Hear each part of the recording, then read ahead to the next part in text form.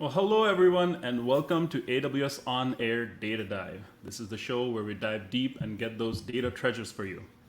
As always, I'm your host, Aditya Samant, coming from hot Dallas, Texas. Yes, it is really hot outside. It's almost 100 degrees, I'm sure. It's one of the time of the year when you're going to see us post those memes of cracking an egg on the mailbox and seeing it cook itself. So watch out for those. Let us know where you're from and how hot it is where you're at. So speaking of hot, today's topic is going to be about upgrades.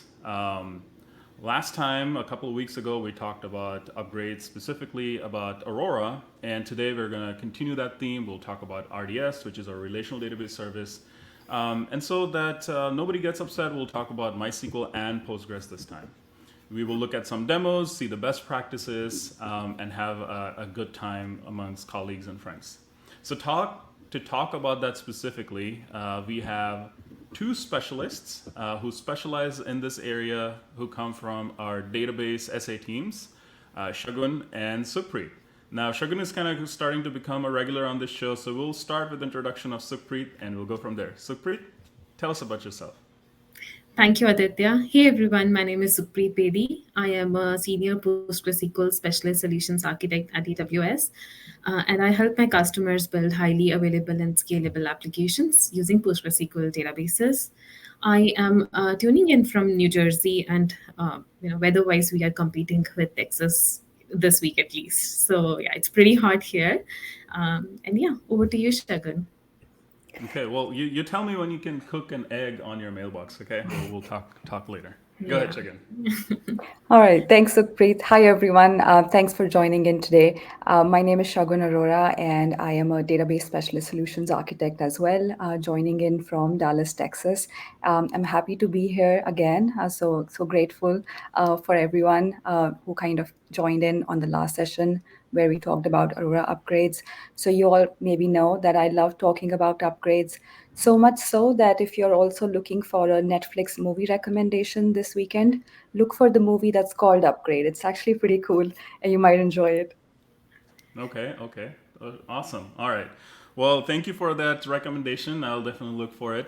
All right. Well, since we have said the word upgrade already 20 times, why are we talking about upgrades, Sukhpreet? What's going on in the world of open source databases? Why is it so important right now?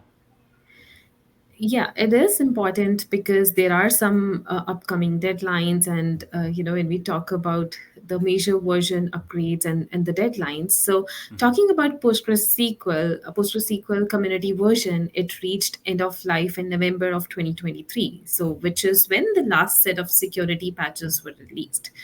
With RDS PostgreSQL, we provide support for a little more time. So the end of standard support for RDS Postgres, it was in February 2024.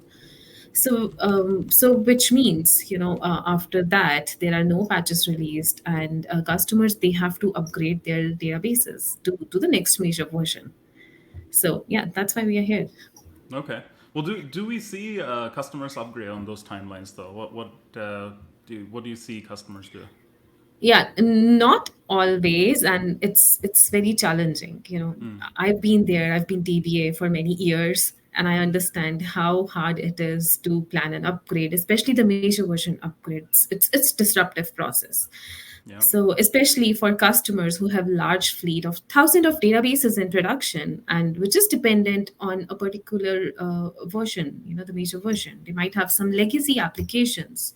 So it's not always easy to upgrade, and this requires months and months of testing before customers can switch applications to the newer major version. So I would say It's never easy to upgrade. It's never it's easy to never upgrade. easy. So I know, at least until last year, like if you were doing an upgrade, if you're basically at that retirement point of the version, right, you will basically get upgraded whether you want it or not. I think we have some tricks up our sleeve. Shagun, can we see your screen? Maybe I think you wanted to talk about some of that. Yeah. So you're right, Aditya. Earlier on, what used to happen was, and I was there when like MySQL 5.6 got its end of standard support on RDS, and customers who are joining us today, if they were still around at that point, they may remember that we had a deadline and you had to upgrade by then. And if you didn't, then we'll go ahead and do that upgrade for you if you didn't meet it. But now what has happened is we have introduced RDS extended support, and we did that late last year. But what this allows you is that if you have MySQL specifically, I'll talk about MySQL first. But if you have, let's say, MySQL 5.7 instances, you're running a huge fleet, maybe you have legacy applications, maybe you need additional time to test for any compatibility issues. So with extended supports, it provides you additional time up to 3 years of from when it got its end of standard support on RDS. So for 5.7, it got it in Feb of this year. So it does provide you time until 2027.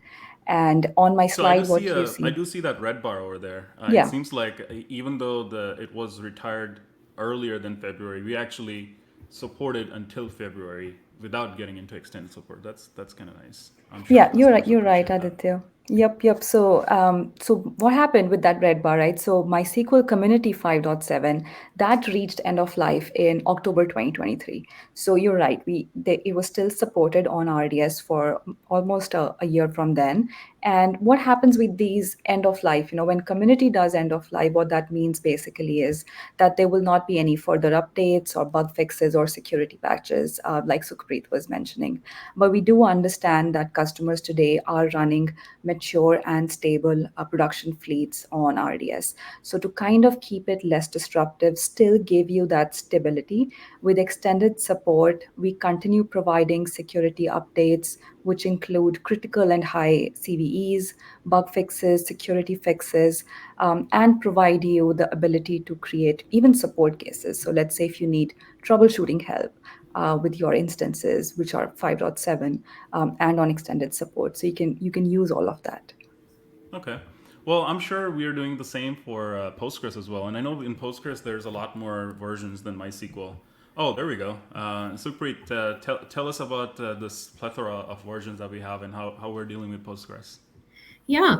So in case of PostgreSQL, right now, PostgreSQL version 11 has entered the extended support earlier this year in March, and which is when again, the red bar that you see here. This is when there was this community end of support, and after Yeah. that, the where you see this orange and all of that. This is where the extended support starts, which is Okay. 3 years after the end of standard support. And like Shagun said, any bug fixes, critical patches for CVEs will be released.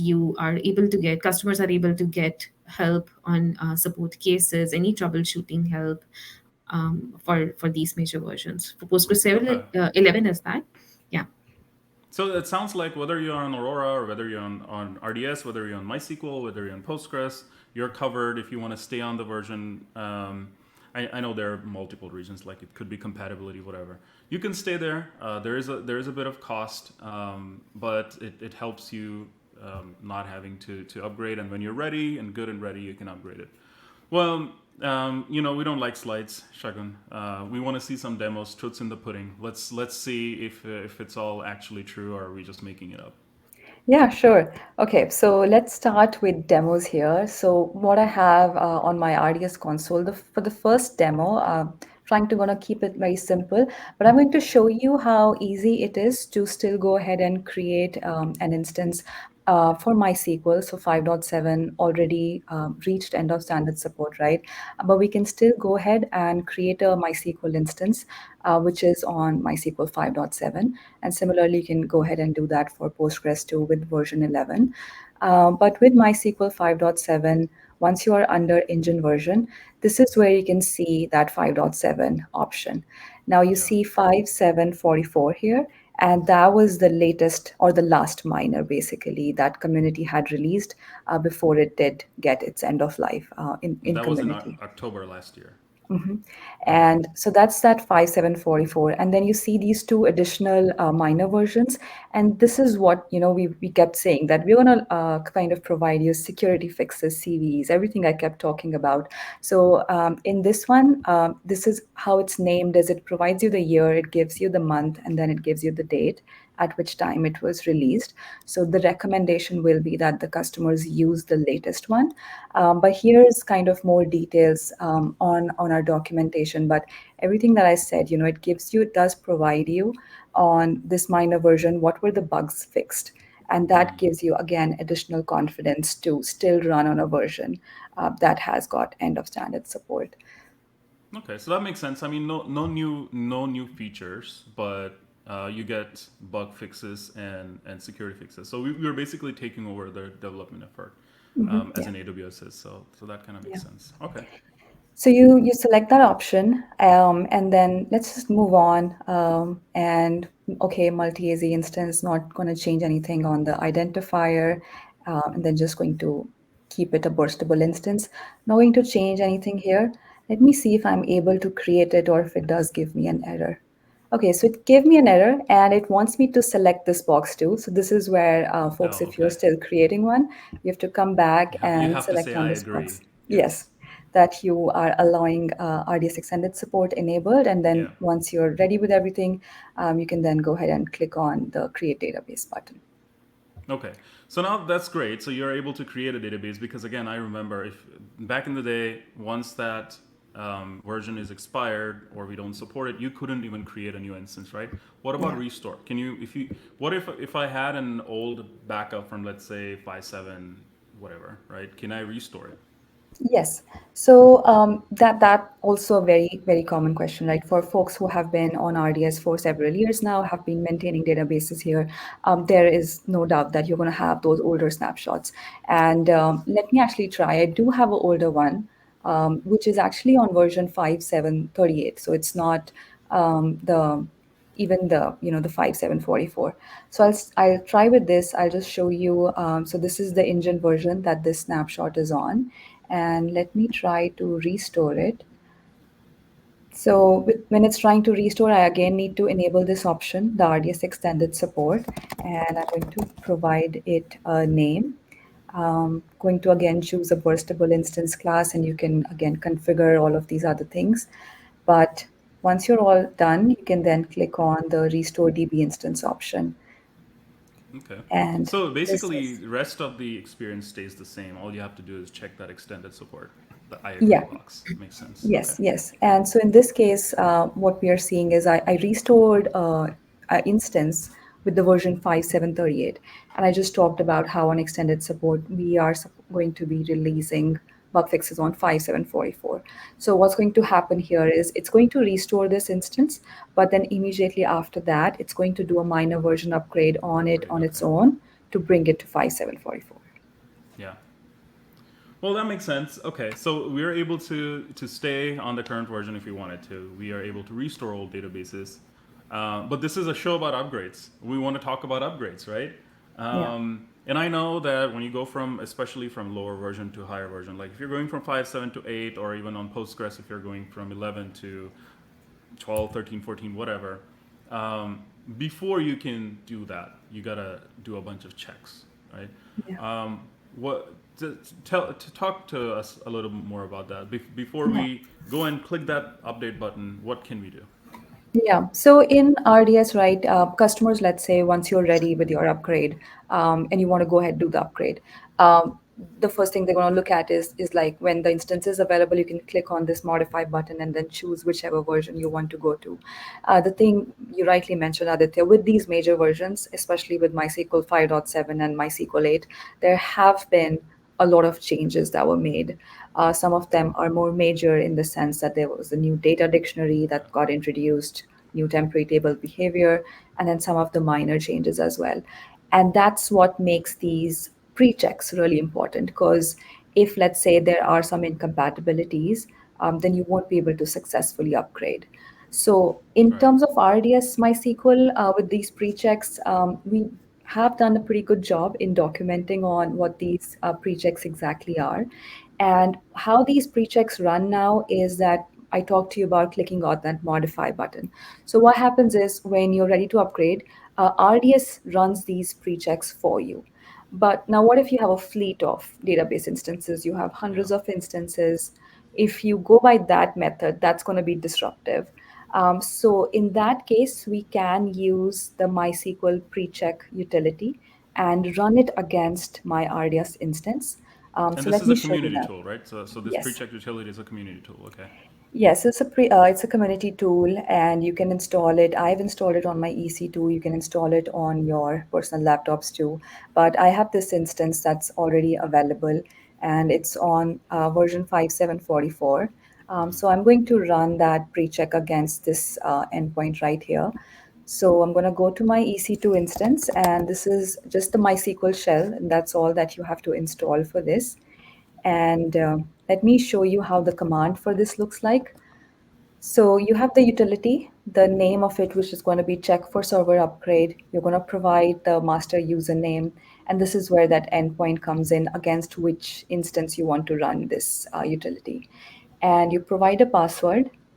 Oh no, you And change your password from yeah, password 1 to 3. yeah, Slightly more complicated. Excellent. slightly. I love Yep, that. yep, yep. I took your recommendation from the last time. But then you also provide a target version. And like I had said, on RDS MySQL, you have a bunch of minor versions. So it does give you an ability to choose whichever minor you want to run those pre-checks against. Okay. So I'm running it against 8036 and then providing an output format too. And once you're ready with this, you can then go ahead and run it. You can run it again on online systems, doesn't cause any downtime there. But that's how This the basically is just going output, through the metadata. That's all it's doing, Mhm. right? Yeah. Yeah. And this is how the output looks like. So the empty square brackets, again, basically mean no issues there. And Yeah. Empty some of brackets is the, good. All right. yes. And then some of the things where you will have to pay attention. So again, reserved keywords is going to stay the same. I have a table that has a name, which is a reserved keyword in MySQL 5.7. So Except, that okay. is Yeah. something, yeah. Customers can either alter or can put it in quotes if they still want to continue using that name. And then another one it's calling out is with the character set. So MySQL 8 also changed the default character set to UTF-8 MB4, which is 4 bytes now. The previous one, UTF-8 MB3, was 3 bytes. So this is another warning that it's pointing out for us to change that. Yeah, there's quite a bit of story behind this whole UTF-8 thing and how it used to be. And the Yeah. UTF-MB4 is now the default. It's a superset of MB3. But the baseline is that you have to when you upgrade, the defaults Yes. change. So might as well make that change before you Yeah. upgrade, and Before doing the that just upgrade. makes your Yeah. whole process simpler. Okay, Yeah. so this Yeah. this utility is basically calling all of that out. That's great. Yeah. So this is the So I mean, utility part, and then uh, if you are running in let me the ask you this: Can RDS you, side, yeah. so if you like, let's say you have like a fleet of instances, right? So you're running it one at a time, but nothing stops you from maybe just wrapping it into like a script and then let Yeah. it go and just log it into files. So you could potentially build a script and get your entire fleet checked like this. Yes. Yeah. Okay. Yeah. That's correct. Correct. And just to kind of give you another example on how, because I talked about, right, like RDS will do these upgrade pre-checks for you as well. And that come up in the form of a log file. It's going to be called the pre-patch compatibility.log. So this I ran against that snapshot restore that I showed you, which was 5738. I'm trying to bring it to 8032. So it's calling out the reserved keywords. So in this case, I have some column names, which are rank and function that are reserved. And then it will also call out any column names that where it requires me to change that character set. And then it, like if it found any other issues, it's going to report it, all of that here. So this is another way to run that those pre-upgrades. Yeah, that makes sense. And I'm assuming, Sukhpreet, that there is similar tooling available for Postgres as well. Yeah, that's right, Aditya. So with PostgreSQL, we do have a similar option. It's called PG upgrade hyphen hyphen check. So whatever Shagun did, for MySQL, similar things can be done with Postgres. Okay. Well, that's great. So now we're getting close to the actual meat of the topic, like the upgrades themselves. I honestly I think of the process of upgrade is it's kind of like doing a workout. Like nobody wants to do the workout, but everybody likes the effects of it, right? Your muscles are getting toned and all that kind of good stuff. So, but fortunately, I think there are some things that we can do to help customers that are going through this very lengthy, painful upgrade process, and they don't want to have a downtime. So what do we have in that area, Supreet? So yes, you are right, Aditya. We do have some new features, and it was always there, but it was self-managed. It's called blue-green deployments. We do have a fully managed feature on blue-green deployments that we have for customers to do their major version upgrades with a very low downtime. So it looks something like this. It's a fully managed feature to create the staging environment of your production database using the engine native replication. So in case of PostgreSQL, underneath we are using the PostgreSQL community logical replication. So this allows customers to upgrade their staging environment to a higher measure version and then perform a switchover whenever they are ready with a very low downtime. And when I say very low downtime, it's less than 1 minute. The topology, how it looks like here for the green environment, would be very similar or the same, exactly the same as the blue environment here. So if there are two replicas in your existing production database, which is the blue environment, the green environment will have the same topology. Any features, if you have enabled performance insights or enhanced monitoring, all of those will be carried over to the green environment as well. And another good thing here is this doesn't require any endpoint changes in your application. So when you do a switchover, those endpoint changes, they are taken care using this fully managed feature itself. Okay. So So if you customers, have they an don't have to application manually. that's talking to your blue, right, and if you're doing an upgrade, you could basically set up blue green, then you upgrade the green, and you do a switch over. The application, you don't have to make any changes to the application, but the underlying database is now upgraded. Did I get that Absolutely. right? Okay, that's cool. Yeah, And absolutely. you said Postgres, but I'm assuming this is also available for MySQL. So Yeah. uh, okay, Yes, it's available with MySQL. It's using underneath, the native engine replication. So yeah, Winlog with it. Okay. MySQL, it's using binlog replication, and it's very safe. That's what customers. I'm sure customers would have this question: how safe it is? It's very safe because there are some built-in guardrails, and these guardrails, they help customers to stay current on their security patches, take advantages, and perform a very safe switch over to the green environment. Whenever they are ready. Yeah. Well, enough slides. I want to see a demo. Do we have a demo on this? We do. Okay. Excellent. Yeah, we just don't talk slides. So yeah, so we have a demo here, and I've created this environment RDS demo to blue green. So this is we were talking about extended support, so I thought I'll use the same version just to showcase how we can upgrade from one of the version in PostgreSQL, which we have extended support enabled. So we have that, and all you have to do is go to the action menu and create blue-green deployments. So first, it will bring up the limitations. So since this is built on top of PostgreSQL logical replication, so all of the limitations of logical replication would apply here. So they want us to agree. So you agree here, and then just we'll just create a Oh, blue-green well, while you're deployment doing here. this, there's actually a very interesting question. Uh, it's called, I can't pronounce that. Is it love data or live data? One of those. So blue green looks interesting, but can we use both environments in parallel? What do you have to say about that? How can we use that? Yeah, so you can use both the environments in parallel, but it's recommended to perform any changes or any writes in the green environment with caution, so that it doesn't break any replication there or it doesn't create any replication conflicts. So the key point here is Okay. it's built on logical replication, so you want to make sure that you are only making changes which are replication compatible. So just to give an example, you can add new columns to the table, but if you rename a column or if you rename a table, that can break the replication. So the key here is Okay. to go through the limitations, what you can do, what you cannot do, just to make sure that you are not breaking the replication. But it sounds like I can do some simple maintenance tasks like updating statistics, rebuilding indexes, doing vacuums, stuff like that, Yes. or adding indexes. That's a very common ask, especially when you have humongous tables. Yes, all of that is supported. Yes. Okay, cool. Okay. So getting back to my demo, so we have this blue-green deployment identifier. So next we choose the DB engine. So you have a bunch of different options here.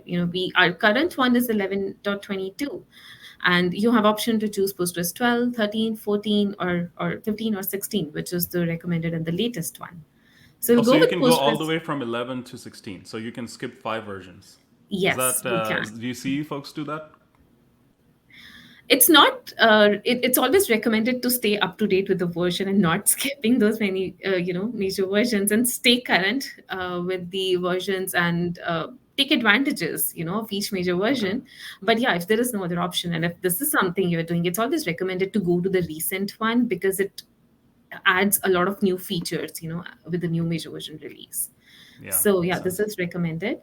And you choose the parameter group, and that's it. Everything else stays the same. All the topology and everything will be the same, so we don't need to do anything else. And you go ahead and create the staging environment.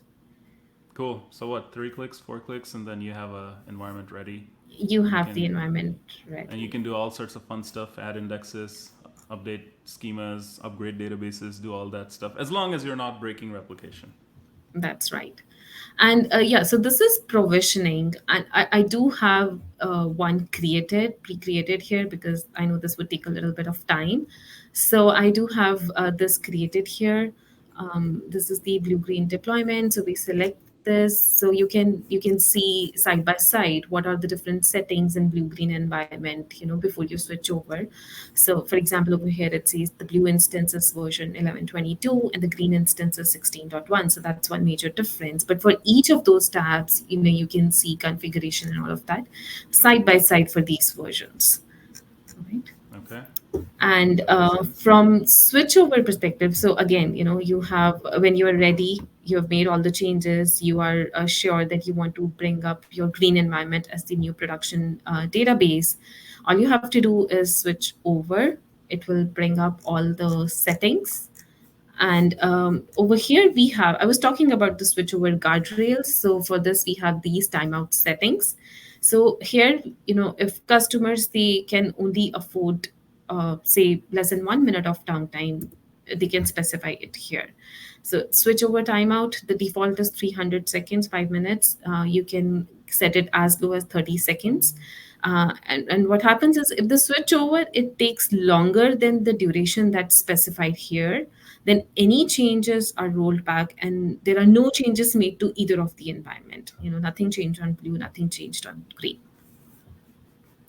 Okay, so what happens if you run over that 1 minute or whatever? You will Yeah, just roll back. You said it, okay. So it will just roll back. There will be no changes, just to make sure that we are in that downtime window.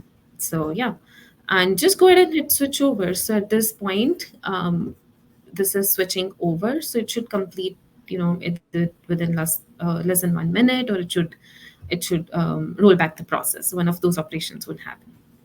okay, so I mean, this is great, right? I think this is what you're saying about the before about the the guardrails, right? You have your production running, you have your green, you make all those changes, something goes wrong, nothing happens to your production just keeps running. That's fantastic. Yeah. All right. Well, we are almost halfway through, so I just wanted to remind everyone to don't forget to take our survey. We're going to drop the link in the chat too. The first 50 people get $20 in AWS credits. So let us know how we're doing. If you have any more ideas for newer shows, let us know. We're always listening, and go take advantage of those credits. You can always try out these things that we're talking about here. All right. Well. Now we are kind of ready to upgrade, right? Like we're starting to feel better. We have some tooling out there. But if I'm happy, if I'm on MySQL 5.7 or maybe I'm on Postgres 11, why should I upgrade? Tell me, Shagun, what's your Yeah. opinion? Why should we even upgrade? Yeah, it's like you said, right? It's the benefits of the workout then. So it's Yeah. benefits of doing that major version upgrade because it does open up a lot of features that not only get added by the community. So with MySQL 8, there's a bunch of features added with, for example, improvement in replication performance. There is support with CTEs, JSON functions, and so on. But then in addition to that, there are AWS released features as well that you can make use of after you do the major version upgrade. And we're talking about databases, but we have to talk about performance too. So customers who have, let's say, a heavy workload that's running with maybe tons of concurrent transactions, they can make use of RDS optimized writes, which is available for RDS MySQL. And what that does is it can improve your write transaction throughput by 2 times. Because what happens in MySQL is we have a concept of a double write buffer. So every time you're writing everything, just to make everything durable, we first write it on the double write buffer and then we harden it. But with optimized writes, we basically have that logic inbuilt already. So we skip that step, and that's how you get twice the performance of your write throughput. Okay. So And you don't write the double write buffer, but you write yeah, it twice as fast. yes, yeah. There's some wordplay there, but I think I get it. Yeah, yeah. So that's the optimized writes. And then similar to that, we have the optimized reads also. And this is going to be helpful for customers. Let's say you have a lot of temporary tables, you run queries that involve sorts or hash aggregations. Then you can make of optimized writes, which again can improve your read performance by up to 2 times faster. Because what we do is we place those temporary tables on NVMe based SSD block storage volumes that sit right next to your host. So it's again faster for you to fetch those temporary tables. And optimized reads is available with both MySQL and Postgres. Okay. And So yeah, you put stuff on NVMe, it gets faster, and then it works for both MySQL and Postgres. But you have to use the newer versions, yes. So and this is also all. the instance types that are like specifically have that local Yes. NVMe. Yeah, Okay. yeah, that's true. So for both of these, it's going to be those special instance classes that have those additional logic that's built in. And then talking about instance classes, this is again another benefit that customers get. You get support with both Graviton 2 and Graviton 3 instance classes, which are again better price performant. These are all created by AWS, so these are AWS created processors, and I see a lot of customers actually using them and really liking them when they put production workloads on them. And don't So forget power efficient. These are ARM yes, based processors, so more power efficient. So that's yeah, always important. Cool. yeah, yeah. So these are all the features that come in, and I mean, there's PG Vector too. So for PG Vector, go ahead, talk about that, Sukhpreet. Oh no, I was wondering. Like it's been 30 minutes and we haven't talked anything about AI.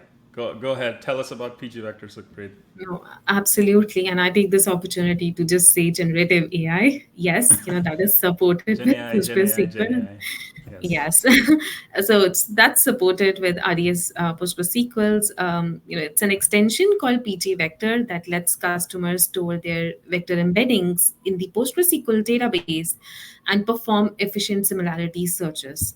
So this enables customers build their generative AI applications using popular RAG pattern and build use cases like chatbots or text summarizations and similarity searches and many more like that.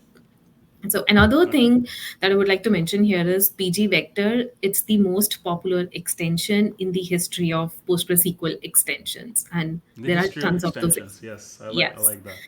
Yes. So the community measures the popularity of an extension using something called as GitHub stars. And in the last 18 months or so, PG Vector gained more than 10,000 stars. And there's no other extension that has seen that kind of growth in just 1 to 2 years.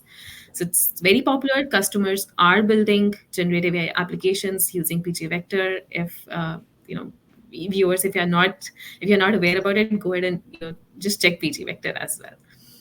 But besides that, we were talking about extensions, and this is one of the top requests from the customers to support different PostgreSQL extensions. We hear that from customers every day.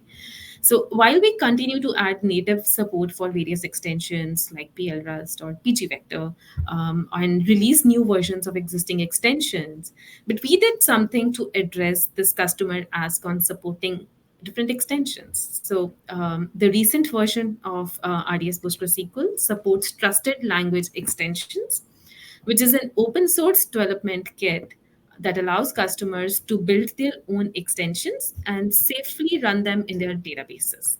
So you don't have to Yeah. ask us for the extensions now. Customers can build on their own and run their own, manage their own extensions.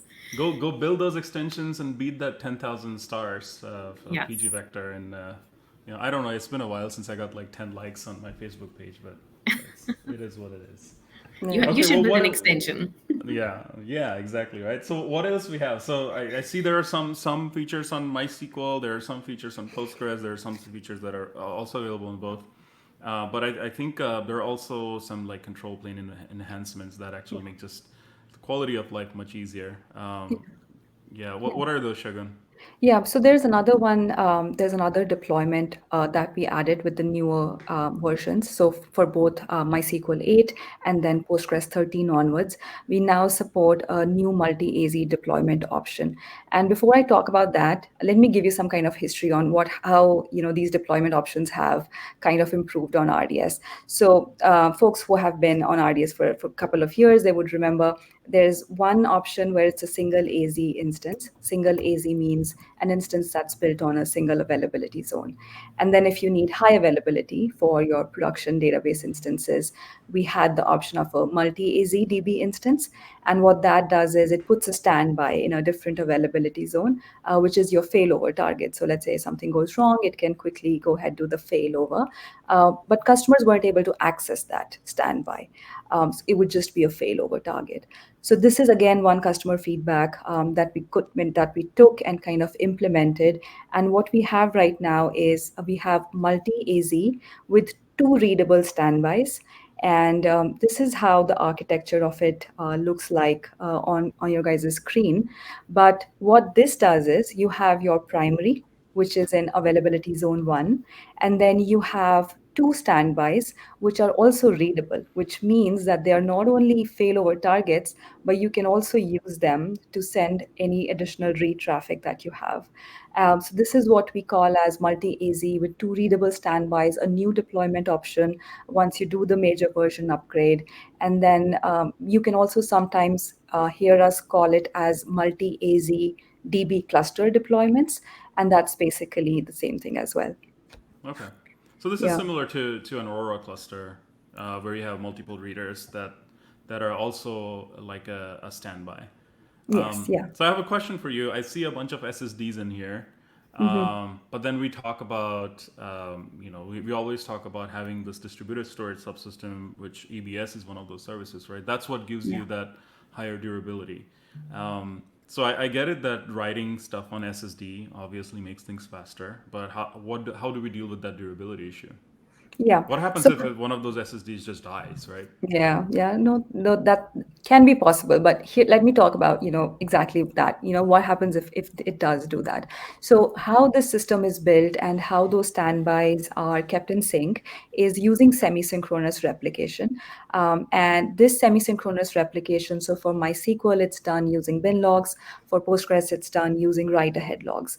And what that means is that once a write comes in, it is first written to the NVMe SSD that sits right on the instance, and then it's sent to both the reader instances.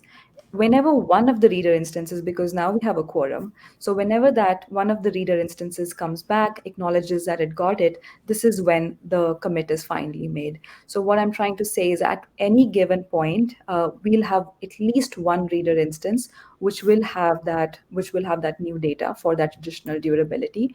And this is when, let's say, a failover now has to happen. One of the other replicas, which has the most current data, will be able to then get promoted. So it sounds like best of both worlds, right? You get Yes. the speed of SSDs, but the durability of the distributed storage subsystem. Excellent. Yeah, so we kind of push everything on those NVMe SSD volumes that then gets asynchronously sent to the EBS volumes as well. And this again, right, you like you said, Aditya, gives you high performance because you're writing on NVMEs. So there's high performance that you get from there. And the second thing, if you look at this architecture, it also decreases your failover times. Because if I compare it to that other multi-AZ instance deployment option that I talked about, and I said that on that, the standby instance, like the database was not on that Yep. standby instance. But in this case, database is already on, it's up and running. So that's why it improves your failover times as well, and it makes it much faster. So that's another improvement. And the third one is actually pretty cool, which actually I'm going to show a demo on as well, because Yeah, you want to we yeah, want to see a demo. Yes, let's yeah. go. Yeah. So with this demo, right, what I want to show you is we are talking about major version upgrades, really, but the story doesn't end here. It's same as, with your workouts, right? You build kind of a body, but you then have to maintain it, which is the hardest part. So what I want to say is that there's going to be minor version upgrades as well because we continue to add new features. So you want to kind of stay current. With the minor version upgrades, and because that can be disruptive as well, so I know customers have that hesitation. But with this deployment option that I'm showing you, I'm actually going to show you how you can do a minor version upgrade with the help of a proxy and do it in less than 1 second.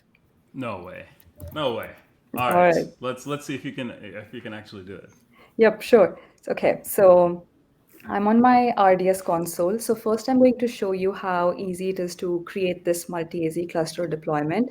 You can click on the create database button, and then, like I said, this is available for both MySQL and Postgres. So right now I'm selecting MySQL. But then it does provide you with that toggle option just to make it easier so that it shows you versions that support this. I'm going to choose 8035 for now because I do want to show you that minor version upgrades. And I'm going to keep it as a production template multi-AZDB cluster, and then just going to give it a name here that I can remember. So I'm calling it RDS Mass Cluster Test and just filling in everything else, not really changing much here. But Sorry, I'm then shaking once my head at your password again. I see that it's it's it's it's failing all it's tests. You yeah, need to it's make a it weak even. You password. you have to add a bang in there so Yeah. it's a little more secure. Okay. Yep. And then once you're ready, you can then go ahead and create database. But this is, how I talked about in the architecture, Aditya. There's going to be one writer instance, and then there are two reader instances. And these are again placed in two different availability zones to give you that high availability. And in terms of endpoints, now you have two endpoints. So you have a writer endpoint, and then the reader endpoint is going to talk to both those reader instances. So what I'm going to do now is I'm going to use Cloud9 as my IDE to show you what version this is currently on, and then run some of the tests in which I can show you how quickly it does that minor version upgrade. Yeah. Let's see. So Let's see if you can do that 1 second. I want to see the 1 second upgrade. yeah, so in this, I'm just running a command to show me the version that it's currently on. So I did create it as 8035. And so this is the version I'm connected to the writer. So what I'm going to do now is go ahead and start the minor version upgrade on that RDS instance. But before I show you with the proxy, I'm actually going to show you how it looks like without the proxy. So in this case, you go ahead, click on modify, and I'm going to choose the next version, 8036, just leaving everything as is, and then scrolling down, click on continue. So for the demo, I'm just going to choose apply immediately and then click on modify cluster. Now, what happens here is, so this will take into effect. But what I'm going to do on that Cloud9 is I have a Python script that I'm going to run against the cluster endpoint. So make sure, folks, that you see that it's my cluster endpoint, because later on I'm going to change it with a proxy endpoint. And I provide my username and I provide my password. And what this script is basically doing is it's telling me it's connected to the writer, it's giving me its current IP address, and it's also telling me the epoch time, which is my current time. And it's doing a ping every second. So basically, once that upgrade is done, we'll be able to see, once there is a disruption in how the script is running, and be able to see how much time it takes when I'm not using proxy and just doing it on my cluster endpoint. Okay. But here's my cluster now. Let me Yeah, let me get a quick question here. So there's a question from live data or love data. Either is good. They're asking, is the replication synchronous? So I think you kind of touched upon that. Can you maybe give us a little more info on that? yes. Yeah, sure. So this is semi-synchronous replication, right? With synchronous replication, this is where that multi-AZ instance deployment that I talked about, that was in the picture. And what happens with synchronous replication is as you make a write, it has to be then acknowledged in the EBS volume of the standby and only then it becomes a successful write. Whereas with semi-synchronous, you have two readable instances now. So we just want it to be sent it to one of the instances. We get an ACK, and that's Either what one, makes it. right? So you Yeah, send it to yeah. both, and as long as The one of them fastest one. comes Yeah, back, okay. yeah, Yeah, yeah, makes sense. yeah. All right, so with this one now, where I was is it's still upgrading and still connected to the writer instance. Let me go back and see what's going on that Cloud9. But really, the biggest advantage here is what it does. It first upgrades your reader instance, then goes to the second reader instance, and then it does a small failover.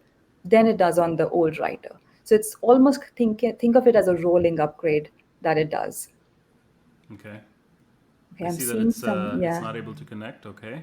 yeah, Let's it's see. not able to connect to the writer instance. And Oh, there let's we see when go. it does come back. So it almost took around 10 seconds. I'm going to quit out of this script now. But what you see You said here, one. yeah, yeah. So I will come to that, right, with the Okay. proxy endpoint. But All right. what this shows is because I was connected to my cluster endpoint, remember? So it did take 10 seconds. My IP changed, and this is why I mentioned that there will be a failover because we do it on readers first, and then one of the upgraded readers will then become the new writer. So this is what it did here. And then if I show you on the RDS console to once I upgrade, you will see actually that the writer instance has changed. It's now instance 3, which is the writer. Earlier it was instance 1. So this is how that failover is a part of it. But now if I go ahead and run my script again, that shows you the version. So early on it was 8035. Right now it should be 8036. Yeah. So this is that. And now let's come to the fun part of it, right? That 1 second that you want to see. So for that, I'm going to go ahead and create a proxy. In this case, I'm going to use RDS proxy, which is our database proxy service, but customers can use any other proxy as well. But in this case, I'm going to click on create proxy, going to use the MySQL version, but you can create it for Postgres too, and going to provide a name for it. But essentially, again, the reason I'm creating it so that I can run that upgrade against this proxy and not the cluster. Here I'm choosing my cluster that I created. So that's the target group configuration. And then every RDS proxy, when you're creating it, it does need a secret. So I've already stored my weak password in Secrets Manager. So that's what I'm using it. That's what I'm using here. And then you can configure your connectivity in terms of your security group so that your app connects to the proxy endpoint and then the proxy connects to the database. But once all of that is done, you can then click on create proxy. And if I click on it to show you how this looks like, this will also have two endpoints. So one will be that writer endpoint. The other one is going to be a read-only endpoint. So I'm going to copy this writer endpoint now and going to run that monitoring script that I ran against this particular endpoint. Okay. So copy that and then go to Cloud9 and run again that Python script on that. But before I do that, I'll also go ahead and start the upgrade. My previous upgrade has already completed. Everything is in the available status. So I'll again go back to my cluster. It's on version 8036. So now if I click on modify, it'll still give me that option to choose 8037. Okay. And in the drop down, this is my version, the last one, now the latest one that's available on RDS, and not really changing anything here. And you kind of scroll down again, click on continue, and then for the demo, I'm again going to set it to apply immediately, and then click on modify cluster. Okay. All right. And It's this is going to modifying. take effect. Yep. And now I'm going to go on my Cloud9, open a new terminal here, so that I can again run that script now. And let me do that and copy my again the complete syntax for it. But this time again, no cheating here. On the endpoint, I am using the proxy Proxy. endpoint. Yeah. You can see my name of the proxy that I created just now, and then that dot proxy is also there, my username and password. After that, again, the same script starts. It's doing it every second. And right now my IP is 250. So if I go to the previous terminal, this is where I was, right? So Yeah. This was my writer IP address. Now, again, the same thing's going to happen. It's going to first upgrade one of the reader instances, then the second reader, and then do a failover to upgrade the old writer. And this will take a minute. So we just let's see how this like runs now. But here's my cluster in the upgrading status. Okay, And okay. No cheating so far. All right. and let me go back to my Cloud9. Let's see when this does the flip. All right. Oh, there Okay. it goes. Yeah. So Wow, one something. second as promised. That is Yeah. fantastic. Yeah, so this happened at 31:55, and at 31:56, I got the message that the minor version upgrade has completed. Let me quit out of the script now, so we can look at it together. But now your new writer instance, again, the IP has changed. It's 201 now, and the minor version upgrade did finish in that 1 second. So this is again the power that a proxy can bring in. I'm just going to run that command again that shows you the version. But like I said, for folks that it's not RDS proxy, you can use any proxy, that's with your engine. So for MySQL, if you want to maybe use proxy SQL, you can do that. For Postgres, if you want to use PG Bouncer, that's there. JDBC drivers are there. So you can do any of that because essentially proxies are DNS unaware and they hold open connections. So that's basically the logic that we are driving, and that's how, with the help of the rolling upgrades on this new deployments, we are able to get this down to 1 second. So folks who are not using it, go ahead and give it a try. It's very easy. If you have an existing RDS instance, it's very easy to create a replica, which is on the multi-AZ cluster deployment, that kind of deployment.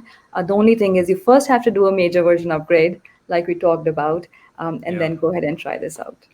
Hey, I'm convinced. I mean, seems like you get faster reads, faster writes. You get things like rolling upgrades and man, 1 second downtime upgrades. That's just fantastic, right? Okay. Well, we talked a lot about upgrades, and we still have a few minutes left, about 8 minutes left. What else can we think of while we're on the topic of maintenance? It sounds like there may be other things too that folks may have to take care of. And since we are so obsessed with security, maybe that's what we should talk about. Absolutely, and I can take that. So, there's another very important deadline that's coming up on RDS certificate rotation.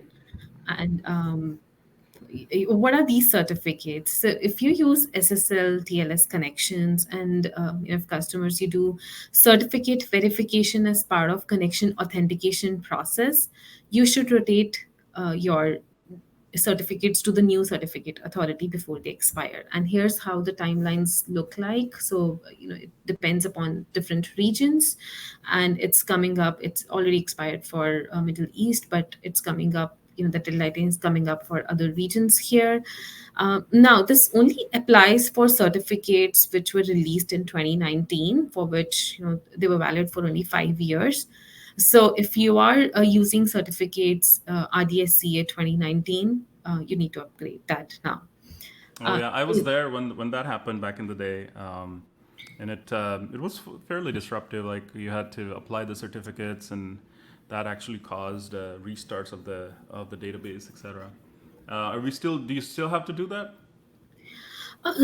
No. So most modern databases they support certificate rotation without a database restart in the recent versions. But we also have the CLI command, and I'll show that in the demo, with which you can check if your database actually needs restart or not. But most databases they don't today. And about the certificates, in 2022 we released a new set of certificates which are valid for many years now, specifically 40 years and 100 years certificate. So if you upgrade to one of those certs, you might not be doing it ever again. So yeah, we're making that easy for customers. Trying not to think how old I'll be by the time those certificates expire. But yeah, so you don't have to. You do it once, and you don't have to worry about it for like forever. That's great. Yeah, and well, I guess we're gonna see some of those certificates in action here. But I just wanted to call out, right? The certificates have two parts. So there's the client part and there's the server part. So we are talking only about the server part here. I guess we're going to see how those certificates are applied. But there's also the client part. Supreet, can you talk about the client piece real quick? Yeah, sure. So there's something called as, there are parameter settings using SSL mode, verify C or verify full. So if your client requires certificates to be in trust store, that is what we are talking about. So you would need to make that change in your application today. And this is only if you are validating a particular certificate authority in your application that you would that will require this change in your app too. So yeah. Okay. And I Yeah. So can if you make the certificate change on the server, you have to make sure to get that cert and put it in your client side too. Otherwise, there's going to be an SSL issue. I guess that's what we're saying. Okay. Good. Right, right. And so I have a demo on this too, and I'll quickly show. So I have this database which is currently using these certificates which are expiring on August 22nd, 2024. We do have, so in the RDS console, you would always also see the certificate update section, which will list all the databases that would require certificate updates. So if you have multiple databases that need it, all of those will be listed here and you should upgrade all of them. How can you, so you asked a question on how you can check if a database needs a restart. So I'll Yeah. start Yeah. with You that. said that there are most modern databases supported, right? But if I have like a mix of databases, I have some commercial, I have some Postgres, some MySQL. How would I know which databases require restart and which don't? Yeah, we do have a CLI command for that, and this is how it looks like. So we are doing describe DB engine version, and you can specify an engine version. In this case, I'm doing Postgres engine, and the version is this one. And you query and you check for this thing here, support certificate rotation without restart. So if we run this and we see it says true. So what this means that this engine version, this doesn't require a restart when we upgrade these certificates.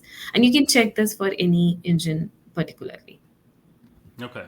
So if this says true, that means I don't need a restart. So I could basically just go from the database server side and go and apply those changes. It doesn't require a restart, so that's good. But there's again the client piece, right? So you have to get those certificate, that bundle, and apply it on your clients too. Otherwise, you have to match those certs on both sides. That's right.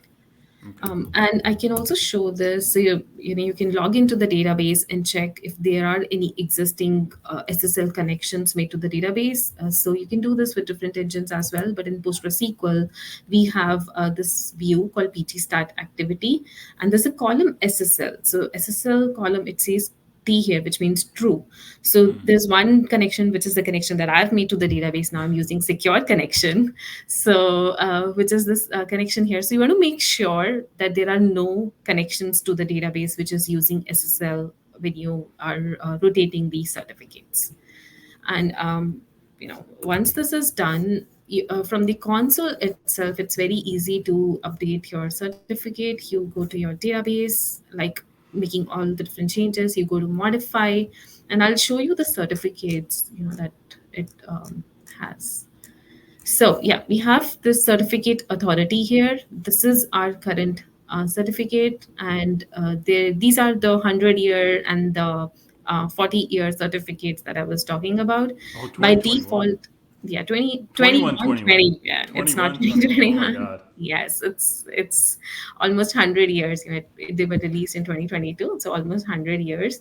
And then we have these as well, the 40-year certificates, which are chosen by default. So I'll go with this one, and that's it. So continue, and then apply immediately. You can also schedule it at a maintenance window, or for your databases. So that is it.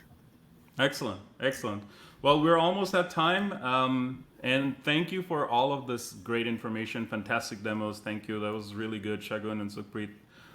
Thank you all for joining the show and spending this hour with us. Don't forget to take those surveys. Let us know how we did.